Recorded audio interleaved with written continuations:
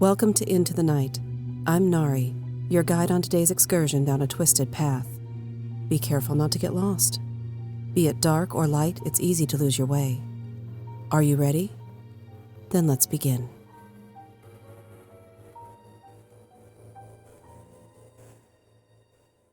The Stowaway, Part 2. Go! Get out of here, Ryan! What? We need to get out of here. Whatever has killed the people from 3C is following us. If you hadn't passed that car, that would have been us. Ryan hesitated, but when he saw the fear in her eyes, he hit the gas. They heard another loud crash behind them, and another piece of concrete had fallen to the street below. My God, that's where we were. Ryan nervously looked in the rearview mirror and accelerated more, to leave the area and hit the open highway ahead. I'm telling you, something is trying to kill you. I had a really bad feeling about this. I should have told you something already, but I didn't want you to think I'm nuts. What's that? Ryan kept his eyes on the road and gripped the steering wheel hard. My grandmother told me to always trust my gut. She said our family is sensitive to danger, and we know when something isn't right. It's more than logic. It's something that goes all the way to my core. I've never felt it more than I do with this. I don't think you're crazy. If such abilities exist, I'm not surprised you're capable of picking up on something that's dangerous. You're sweet and empathetic. Most people aren't like you. That's one reason why I love... He stopped and he turned his face toward the window. His face was flushing. It's okay to say, Ryan. I love you too. It's fast, but I know I love you. He exhaled the breath he'd held and reached his hand out for hers. I love you too, Cheryl. Even if people would think that we are crazy for that. They laughed. Now, what do we do with about whatever this thing is? Maybe we can come up with a plan out here in the country. I know the way to my grandparents' place. Our family still owns it, but it's been abandoned for years. I think that would be a good place to talk through things. Nearly an hour later, Ryan and Cheryl arrived at what everyone in the area called the Old Hancock Place. My mom's family has lived here for generations. The house is amazing, and the view from here is incredible. Why isn't anyone living here? The city called just about all of us, and no one wanted to drive an hour or more to get to work. Makes sense, but what a shame to have this place just sitting vacant. Come on. Let's go for a walk down by the barn, and then I'll give you a tour of the house. They walked along a path that led to the barnyard and pasture. Wildflowers waved in the breeze, and the air smelled cleaner than Ryan had smelled in a long time. This reminds me of trips to see my cousins in Indiana when I was a kid. Only this place is even more breathtaking. I'd forgotten how much I enjoy the countryside. I've been so caught up in my job. This is the first time I've taken any time away from the city in I can't remember how long. I know what you mean. I love it out here. I need to do this more often. A screech overhead made them jump. It's only a hawk, but we need to start thinking of how to combat this thing. Ryan pointed back toward the direction of Cincinnati. I don't sense it here, but we shouldn't waste time. Let's go to the house and see what we can come up with. They walked back to the house, hand in hand, and walked up the steps to the wraparound porch. This is amazing. Wait until we're inside. All of my grandma's antiques are still here. It feels like a time capsule when I visit this house. Cheryl pulled a key out of a zippered side pocket on her purse and opened the door. Wow, was all Ryan could say as he turned in every direction to look at the beautiful interior of the home. Over here is the kitchen, the parlor, and the library. My grandparents were big readers.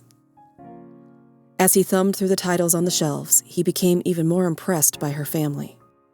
Cheryl showed him around the house, taking him from top to bottom. On the third floor, he asked what the overhead trapdoor went to. You know, I'm not sure. Grandpa always called it Grandma's sitting room, and we kids weren't allowed in it. Should we take a look? Definitely. Ryan pulled the rope hanging from the door and a ladder descended. They carefully climbed the rungs and stepped into the attic/study. Whoa, there's a desk, drawings, and a whole other library up here. Yeah, I had no idea any of this was up here. These books look old. Ryan picked one up from the shelf and sat down at the desk to go through it. Cheryl chose one and sat on the upholstered armchair next to the window. The pair quietly thumbed through the pages of the books they held. Then they looked up at each other. Is yours like mine, is it? Filled with, spiritual information? That's a nice way of putting it, Ryan. I wouldn't call your grandmother a witch. Not at all. What I've read is definitively Christian in nature. These are more like books discussing the protection of good against evil. I think that's a good way of putting it. Grandma and Grandpa were always devout believers. This isn't to be used for harm, but for good. Look at the inscription in the front of this book. It says, "For Adele Hancock, August 1810," and it's signed by Ina Spruce Hancock. Adele was my grandmother's grandmother. Ina must have been a family member that came over here during the time of the Revolutionary War. The information held in these books goes back centuries. Ryan looked at her. Cheryl, I think we were meant to find this room today, before something happens. The slabs of concrete that fell from that building were aimed at us. Let's gather these books and take them with us. We can pore over them at my apartment and find out if there's anything that will help us. They carried the books carefully down the ladder and out to the car. The wind whipped from the south, and Ryan had to catch the front door to keep it from slamming back on its hinges. A dark cloud crackled with lightning in the distance. I think something's angry. Cheryl grabbed an amulet from the drawing table in her grandmother's secret room on their last trip to gather books and drawings. At the last minute, she turned and grabbed her grandmother's shawl that hung on the back of the chair. Yeah, I don't think it likes that we came here. That must mean we have something powerful to stop it. Let's hope we do. Give me the keys. I'll drive. Cheryl handed him the keys and put the last of the books in the back seat. She kept the amulet with the crucifix with her. The angry wind followed them on their way home, and twice large oak trees came within feet of falling onto Cheryl's car. Lightning struck all around them as they drove. This is no normal thunderstorm, Ryan said through clenched jaws. Are you afraid? Do you want a lie or the truth? Cheryl laughed aloud. Whatever makes me feel better. Looks like you get a lie then. I'm great. The two burst out laughing. No one else can make me laugh under these circumstances. We're being hounded by an evil force, and only you, Ryan Taylor, could make this funny. I guess it's my hidden talent. We're almost to your complex. When I park, we'll grab the books and make a run for the door. He parked in the closest space possible, and they dashed to her apartment. The howling wind blew debris against the door as they closed it behind them. Holy shit, this is ugly. Cheryl cleared the newspapers away and set the books in her arms on the coffee table. Ryan placed his armful next to hers. Time to see what we can find out.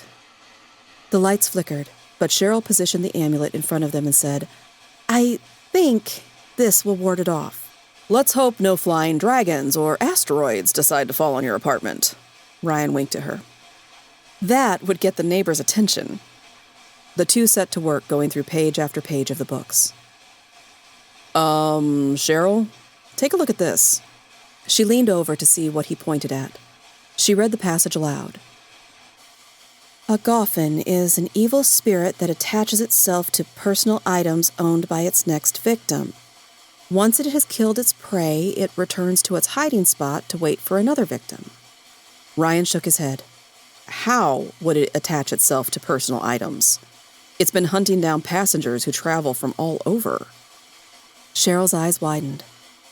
Only passengers who sat in seat 3C. And all of you only had carry-on luggage that you stored in the overhead bin. That must be where it hides, waiting for the next passenger to put their bag there. Ryan ran his fingers through his hair and continued reading. A Goffin is an eternal being and can never be killed. Cheryl looked frantic. There has to be something we can do. We can't let it win. I'm not going to lose you now. I'm not done. There's a way. What can we do? Once a Goffin has chosen a victim, it can only be trapped and moved to another location. The victim will be spared, but it will find a new hiding place and seek another victim once it's been relocated. Ryan looked at Cheryl. I can't do this. I can't save myself by making other people victims. I won't do it. Ryan, listen to me. If this thing is indestructible, it will continue killing whether you're its victim or not. We can't stop that. We can save you, though. And I have no intention of losing you. I guess when you put it like that, if I die, the world isn't any farther ahead. But how do we trap it? And where do we release it? The wind beat against the windows of the apartment, and the sides of the building were pelted by the debris borne by the gale. Sparks shot from the electrical outlets, and Cheryl and Ryan clung to the amulet for protection. Quietly, they whispered their plans to rid themselves of the Goffin.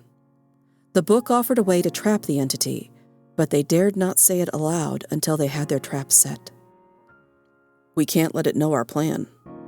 That night, they spent holding each other on the couch, reading and rereading the instructions. This is not how I envisioned spending our first night together going. Cheryl laughed. Not exactly the one either of us had in mind. After a terrifying night of memorization and little sleep, they left her apartment to go to his hotel room. Cheryl dressed in her flight attendant uniform. Since your carry-on luggage was what he followed you in, that's where we need to find him. He has had as long of a night and day as we did. It's quiet now. He's hopefully gone back to your bag to rest. They arrived at the hotel and sat for a moment in the car, saying nothing. Finally, looking at one another, at the same time they both said, "Lie." They laughed nervously, gave one another a kiss, and grabbed the tools they would need. They laughed nervously, gave one another a kiss, and grabbed the tools they would need. As quietly as they could, they crept into the room. The overnight bag sat open on the dresser where Ryan left it the day before. Ryan peered into the open overnight bag and nodded yes. Cheryl leaned over to see for herself. The hotel room was dark, but something many times darker coiled itself in the open bag. Nodding to one another, Ryan zipped the bag closed. Then Cheryl tossed her grandmother's shawl over the bag and wrapped it tightly. She secured the amulet on top of the bag. They began to recite the words the book instructed them to say. You hold no power over us. You shall leave when commanded, and follow us no more. They repeated the words over and over as the Goffin thrashed violently inside the bag. At times, it almost knocked them down from the force of its broiling as they carried it, but the sacred protection of the shawl and amulet had the Goffin secure. Racing to the airport, Ryan watched as Cheryl walked through the doors. As the only one who had access to the gate area, this part of the task fell to her alone. It has to be this way. I'll be okay, she'd said. Ryan shook nervously as he watched her and the shawl-covered bag disappear into the lobby. Putting on a smile, Cheryl walked through the security checkpoints. Little do they know that something far more dangerous than they can imagine is the one thing in this bag that the machines won't detect. Walking toward the gate she knew so well, she avoided eye contact and made her way to choose a different gate than her normal route. Glancing at the board, she found an international flight that was in the early pre-boarding stage. The desk attendant, occupied by an upset traveler, didn't notice Cheryl slip down the walkway to the airliner that sat awaiting passengers. Finding seat 3C, she opened the overhead compartment. She held the bag up to the opening, removed the shawl, and unzipped the bag. The Goffin slithered into the dark bin and emitted an angry hiss as Cheryl recited the mantra she'd memorized. She then slammed the door shut. She turned around to find another attendant staring at her. Cheryl? What are you doing here? This isn't your flight. Faking nervous surprise wasn't difficult, since Cheryl was already a nervous wreck. Are you sure? I could have sworn I received a call saying I needed to fill in. I barely had time to get dressed and rush to the airport. She ran her fingers through her hair. I must look terrible, but I was in such a rush. It's okay, Cheryl. It was a misunderstanding, though, because we're fully staffed. You'd better get off here, though, before the captain notices you. You know what a hard-ass he is. Oh, true. I feel bad that you have to deal with him all the time. Well, before you have to deal with him, you need to scoot. Thanks, Amanda. I feel silly now. Her coworker laughed. Go get some sleep. You look like you need it. Cheryl smiled and then exited the plane. I'm sorry, whoever the Goffin targets next. I'm sorry. Hurrying through the terminal and out the doors to the parking lot, Cheryl ran to Ryan, who was waiting for her anxiously outside the car. It's done. It's on a different flight. Relief and guilt swept over them, and they cried in each other's arms. Let's get out of here. I never want to be near a Goffin again. This one's going overseas. Ryan squeezed her hand. You're not only beautiful, but you're smart. No one can say we had an easy start. No more turbulence, right? No more turbulence. Together, they said, Truth. The couple sped away from the airport, checking the rearview mirror just in case. On board Flight 1171, Captain Armand Le Guin made a check of the cabin before stepping into the cockpit. He walked past row 3, but stopped and turned around. Opening the overhead luggage compartment, he peered inside and smiled. Well, little one, what do we have here? I haven't seen one of you in a very long time. Yes, you'll work quite nicely for what I have planned.